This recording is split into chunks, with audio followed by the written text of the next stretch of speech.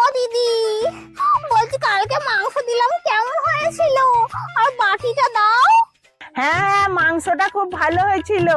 কেন রে, তোর বাড়িতে মাংস হয় না, তুই আবার আমার 6 পিস মাংস দিয়েছিলিস? আসলে কি বলতো, আমি তো মুরগি কিনে আনিনি। আমি ওই দরজা খোলা কাকুর দোকানে গেছিলাম, সেই সময় একটা কুকুর না মুরগি গালে করে নিয়ে এসে আমার ঘরের মধ্যে বসে বসে খাচ্ছিল। কাছ থেকে কোত্থেকে ধরে এনেছে, সবে মাথাটা গিলেছিল, বডিটা খায়নি।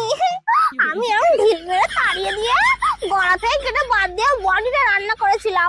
আসলে 2 কেজির মুরগি তো একা অত খেতে পারিনি, তাই তোমাকে দিয়ে গেছি। তোমার কথা ভালোবাসি বলো আমি। ইস, তুই আমার কুকুরে খাওয়া মুরগি খাইছিস? আমি তোর বাটি ছুঁড়ে আজকে মেরে দেবো। ও বাবা গো, লোকের ভালো করতে নেই।